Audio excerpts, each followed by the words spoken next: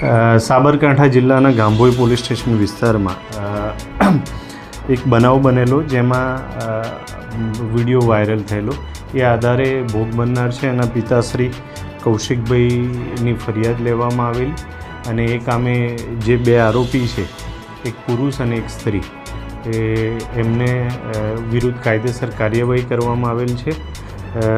હાલ આ બાબતે અન્ય તપાસ ચાલુ છે.